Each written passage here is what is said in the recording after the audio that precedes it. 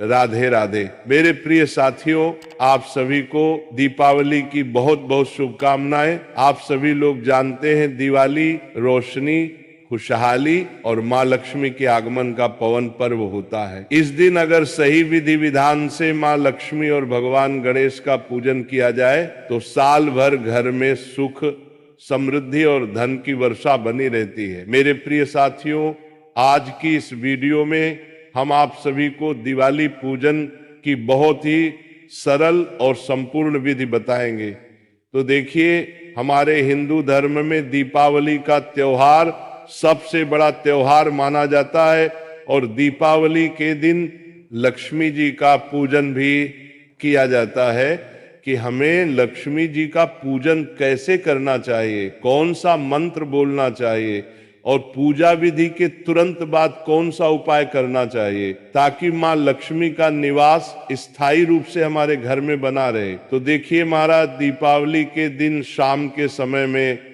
हमें इस पूजन को करना होता है। शाम के समय नहा धोकर स्वच्छ वस्त्र धारण करके सबसे पहले आप एक चौकी लगा लें। महाराज ध्यान रहे कि चौकी आप इस प्रकार से लगाएं कि आपका जो मुख है वह उत्तर दिशा की ओर होना चाहिए। अगर उत्तर दिशा की ओर मुख ना कर पाए तो उत्तर दिशा की ओर मुख करके आपको इस प्रकार से एक चौकी लगा लेनी है और चौकी के ऊपर लाल रंग का वस्त्र बिछा लेंगे। अब इसके ऊपर हम लक्ष्मी जी और गणेश जी का एक पोस्टर लगाएंगे। महाराज, इस तरह के पोस्टर आपको मार्केट में बड़े ही आसानी से मिल जाएंगे और ये बहुत ही ज्यादा महंगे भी नहीं मिलते हैं। 10 से 20 में बड़े ही आसानी से आपको मार्केट में कहीं भी मिल जाएंगे। और अब चौकी के ऊपर हम गणेश जी और लक्ष्मी जी की जो नई प्रतिमा या मूर्ति लेकर आए हैं उन्हें स्थापित करेंगे और विराजमान कर देंगे। मूर्ति नहीं लेकर आए हैं तो पहले से जो आपके घर में गणेश जी लक्ष्मी जी की मूर्तियां हैं उन्हें भी स्थापित कर सकते हैं। साथियों, इसके बाद में सुपारी के रूप में हम भगवान विष्णु को यहाँ पर विराजमान कर देंगे। महाराज, अगर आपके पास में भगवान विष्णु जी की मूर्ति या फोटो कुछ तो आप उन्हें भी विराजमान कर सकते हैं। महाराज, ये बात भी आप जानते होंगे कि सोना और चांदी माँ लक्ष्मी का ही प्रतीक होता है। तो सोने चांदी की जो भी चीज आपने धनतेरस के दिन खरीदी है उन्हें आप पूजा स्थान पर रख दें और नया कुछ नहीं लिया है तो पहले से हो सोने चांदी की, उन्हें भी आप रख सकते हैं। मेरे प्रिय साथियों, इसी के साथ हम कुछ पैसे भी रख देंगे क्योंकि जो धन पैसा होता है इसे भी माँ लक्ष्मी का ही स्वरूप माना जाता है। और साथ ही में धनतेरस के दिन अगर आपने कोई बर्तन वगैरह खरीदा है तो उसे भी हम यहीं पर रखने के लिए इन सभी का हमें पूजन करना होता है। अब देखिए महाराज, जो दिवाली की पूजा है ये एक बहुत ही बड़ी पूजा मानी जाती है। तो इस दिन कलश स्थापना करना बहुत ही शुभ रहता है। अगर आपके पास समय है तो कलश स्थापना इस दिन जरूरी कीजिएगा। तो जहां आप बैठे हुए हैं अपने हाथ से लेफ्ट हैंड की तरफ यानी कि लक्ष्मी जी के राइट हैंड की तरफ में हमें चावल की एक ढेरी लगानी है। महाराज ध्यान रहे कि पूजा में प्रयोग किए गए चावल बिल्कुल भी खंडित नहीं होने चाहिए। तो चावल से हम यहाँ पर एक अष्टद कमल बना लेंगे क्योंकि माँ लक्ष्मी को अष्टदल कमल बहुत ही प्रिय है। अगर आपको बनाना नहीं आता है तो केवल आप चावल की ढेरी लगाकर भी इसके ऊपर कलश स्थापना कर सकते हैं। इसमें हम पूर्ण रूप से जल और गंगा जल भर लेंगे और इसके ऊपर में स्वास्तिक बनाकर रख लेंगे।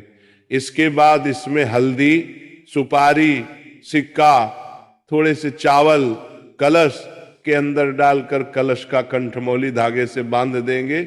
अब आम के पत्तों पर टीका लगाकर हम कलश को सजाएंगे। अगर आम के पत्ते ना मिले तो आप अशोक के पत्ते भी लगा सकते हैं। और अब हम इस कलश को अष्टद कमल के ऊपर स्थापित कर देंगे और एक चावलों से भरे हुए पूर्ण पात्र से हम कलश को ढक देंगे और एक नारियल को मौली धागे से बांध करके हम यहाँ पर रखेंगे। आप चाहे तो लाल रंग का कपड़ा भी लपेट सकते हैं।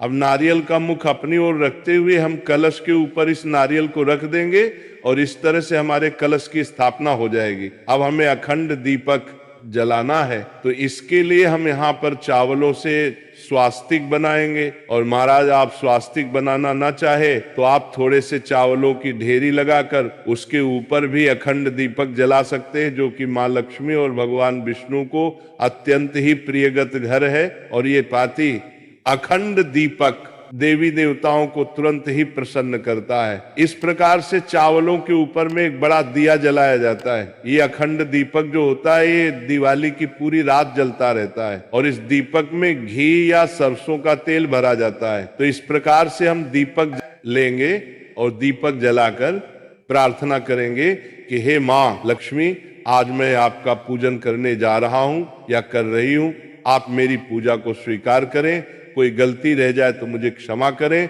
और मेरे घर में स्थायी रूप से निवास करें। साथियों, इस तरह से संकल्प करने के बाद में फिर हम पूजा को शुरू करेंगे। तो सच्चे भाव के साथ सबसे पहले हम भाव रूपी जल का स्नान छींटे के रूप में लगाकर करेंगे। तो यहाँ पर हम सभी देवी देवताओं को स्नान करा देंगे। स्नान कराने के बाद में फिर वस्त्र रूपी भावना के साथ हम मौली या कलावा जो है वो हम समर्पित करेंगे। तो यहाँ पर सबसे पहले गणेश जी को, माँ लक्ष्मी जी को, भगवान विष्णु जी को, कुबेर देव को, सरस्वती माता को, सोना चांदी जो भी चीज आपने रखी है, कलश देव को तो हमने पहले से ही मौली धागा बांध दिया है।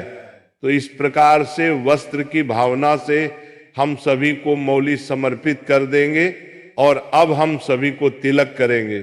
भगवान श्री गणेश जी को, माँ लक्ष्मी को, सरस्वती माता को, कलश देव को, अखंड दीपक को, सभी को हम तिलक करेंगे। साथ ही पूजा में जो भी परिवार के सदस्य सम्मिलित हैं उन्हें भी हम तिलक करेंगे। और अब हम सभी पर अक्षत समर्पित करेंगे। इसके बाद हम गणेश जी को जनेऊ संजीत समर्पित करेंगे, हल्दी की एक गांठ समर्पित करेंगे। भगवान विष्णु को भी जनेऊ समर्पित कर देंगे। जनेऊ नहीं है तो आप मौली भी समर्पित कर सकते हैं। इसके बाद हम सभी को पुष्प समर्पित करेंगे। भगवान श्री गणेश जी पीले रंग का पुष्प समर्पित करेंगे। लक्ष्मी को इस दिन अगर हो सके तो आप कमल का पुष्प जो फूल है वह जरूर ही चढ़ाएं या गुड़हल का पुष्प समर्पित कर सकते हैं। माँ लक्ष्मी को लाल रंग अत्यंत ही प्रिय है और इसी के साथ में विष्णु जी को भी हम पीले रंग का पुष्प समर्पित करेंगे। कलश देव को भी हम पुष्प समर्पित जाना जाता है, क्योंकि समुद्र मंथन से माँ लक्ष्मी और कौड़ी दोनों का ही जन्म हुआ था। इसी के साथ में 5 गोमती चक्र हम ले लेंगे। महाराज गोमती चक्र में चक्रनुमा आकृति दिखाई देती है, इसे गोमती चक्र कहा जाता है, इन्हें ले लेंगे। इसी के साथ में 5 कमल नोक गट्टे रखें। मार्केट में बहुत आसानी से मिल जाते हैं। लक्ष्मी चक्र भी मिलता है, उसे भी आप ले सकते हैं। इसी के साथ सुपारी भी समर्पित कर दीजिएगा। और अब इसके बाद में हम सब सप्तधान समर्पित करेंगे, यानी कि 7 प्रकार के अनाज इस दिन समर्पित किए जाते हैं। साबुत अनाज के लिए हम समर्पित करेंगे। तो यहाँ पर आप गेहूं, बाजरा, जौ, चावल, चना, मूंग, धनिया इत्यादि 7 प्रकार की चीज समर्पित करेंगे। सप्तधान समर्पित करना बहुत ही शुभ माना जाता है, तो दीपावली को आप सप्तधान जरूर ही समर्पित कर दीजिएगा। और इन सप्तधान में धनिया हमने रख दिया है, तो इसीलिए आपको अलग से धनिया समर्पित करने की आवश्यकता नहीं है। तो इस प्रकार से हम सप्तधान समर्पित कर देंगे मेरे प्रिय साथियों। इसके बाद में हम भोग के स्वरूप में कोई भी मिठाई समर्पित करेंगे। आप चाहे तो घर की मिठाई ले सकते हैं या आप चाहे तो मार्केट से बनी हुई मिठाई भी ले सकते हैं। और इसके बाद दिन फल जरूर ही समर्पित करने चाहिए। तो आप कोई भी फल समर्पित कर सकते हैं। और इसी के साथ कई लोग इस दिन पंचमे का भोग भी समर्पित करते हैं। सबसे ज्यादा जरूरी है इस दिन खील बताशे का भोग, तो ये भोग आप जरूर समर्पित कीजिएगा, क्योंकि खील बताशा मान लक्ष्मी को अत्यंत ही प्रिय है। तो हम यहाँ पर सभी को थोड़े थोड़ी मात्रा में खीर बताशे का भोग समर्पित करेंगे। और जो बर्तन आप नया खरीद कर लाए हैं उसमें भी थोड़ी मात्रा में खीर बताशा जो है वो हम छिड़केंगे। और अब इसके बाद में 2 पान के पत्ते हमें लेने हैं। 2 पान के पत्ते ना मिल पाए तो 1 पान का पत्ता भी आप ले सकते हैं। माँ लक्ष्मी को अत्यंत ही प्रिय होता है। पान के पत्ते के ऊपर जो भी चीज आपने भोग के रूप में चढ़ाई है वे सभी चीज थोड़ी थोड़ी मात्रा में आप इसके ऊपर रख दीजिएगा। और अब हम इसे माँ लक्ष्मी को भोग के रूप में समर्पित कर देंगे और फिर हम 1 लोटा जल समर्पित करेंगे। यथासंभव दक्षिणा समर्पित कर देंगे। दक्षिणा पूजा में रही कमियों को दूर करने के 4 तार लिए चढ़ाई जाती है। और इसके बाद में दिवाली की कथा अगर आपके यहाँ पर सुनी जाती है तो इस प्रकार से आप कथा को सुन सकते हैं। अगर आपने व्रत किया है तो भी आप कथा सुन सकते हैं, व्रत नहीं किया है तब भी कथा को सुन सकते हैं। अगर आप दीपावली की कथा सुनना चाहते हैं तो हाथ में थोड़े से खील बतासे से लेकर हम दिवाली की कथा सुन लेंगे। और अगर आप कथा नहीं सुनते हैं तो इस पाठ को स्किप कर दीजिएगा।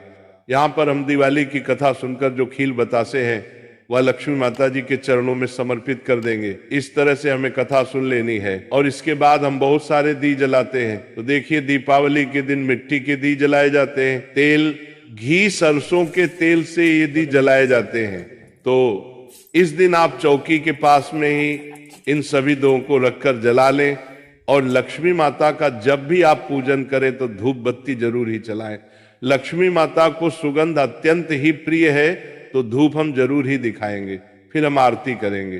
तो देखिए, हमारे यहाँ पर लक्ष्मी माता की, भगवान श्री गणेश जी की बड़ी ही धूमधाम के साथ आरती की जाती है। तो अखंड जो दीपक है उसे हमें नहीं उठाना है। इसके अलावा कोई एक छोटा दीपक आप जलाएं, उसे अच्छे से सजा लें और इसके बाद सबसे पहले भगवान श्री गणेश जी की और उसके बाद माँ लक्ष्मी की आरती हम करेंगे। बड़ी ही प्रेम भाव के साथ आप इस आरती को पूर्ण कीजिएगा और इसके बाद हाथ जोड़कर पूजा में रही कमियों के लिए माता रानी से क्षमा याचना करेंगे और अपने घर में लक्ष्मी जी को निवास करने के लिए प्रार्थना करेंगे, उनके आगमन के लिए स्वागत करेंगे। लक्ष्मी के बीज मंत्र का 108 बार जप भी कर सकते हैं। मंत्र है ओम ह्रीम श्री लक्ष्मी नमः। इस मंत्र का 108 बार जाप करें या आप चाहे तो 5, 11 या 21 बार भी जप कर सकते हैं। और इसके बाद में खील यानी कि जैसे धान कहा जाता है, धान, इसे हम माँ लक्ष्मी के ऊपर वर्षा करते हुए दोनों हाथों से समर्पित करेंगे। महाराज, परिवार के सभी सदस्य धान की वर्षा जरूर करें और इस प्रकार से धन वर्षा के बाद में हमारी जो पूजा है वह संपूर्ण मानी जाती है। तो हमारी पूजा पूर्ण हो गई है और अब इसके बाद में हम लक्ष्मी पोटली बनाएंगे। देखिए, बाद में पूजा के बाद, इसके बाद साथियों, जब भी आपको समय मिल जाए, आप चाहे तो पूजा के तुरंत बाद भी बना सकते हैं या आधा घंटा, 1-1.5 घंटा, जब भी आप फ्री हो जाए, रिलैक्स हो जाए, उसके बाद में आप इस लक्ष्मी पोटली को जरूर ही बनाइएगा। इसे बनाने के लिए सबसे पहले आप चाहे तो कोई एक लाल रंग का कपड़ा ले लीजिए या फिर आप कोई पोटली ले लीजिए। तो हम लाल रंग का कपड़ा लेंगे और इसके ऊपर हमने जो जो भी माता लक्ष्मी जी को समर्पित किया है वो आपको इसके ऊपर रखना है।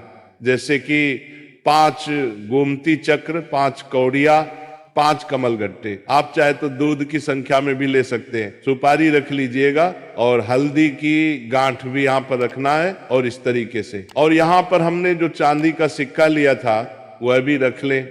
आप चाहे तो चांदी का सिक्का अगर आपने नहीं लिया है तो इसके जगह पर आप 1 का सिक्का भी रख सकते हैं। और अब लक्ष्मी प्राप्ति का बीज मंत्र बोलते हुए हम इसकी गांठ बांधेंगे। ओम ह्रीम श्रीम लक्ष्मी नमः। इस मंत्र को बोलते हुए गांठ बांधकर इस पोटली को ले जाकर आपके धन वाले स्थान पर, जहां आपकी तिजोरी है, पैसा रुपया गहना जहां भी आप रखते हैं पूरे साल के लिए, इस पोटली को ले जाकर वहां पर रख दीजिएगा। और अगले साल इनमें से जो चीज खराब हो गई है उनका विसर्जन करके आप फिर से इन सामग्री को प्रयोग में ले सकते हैं। तो इस प्रकार से हमारा जो लक्ष्मी पूजन है वह संपन्न होता है।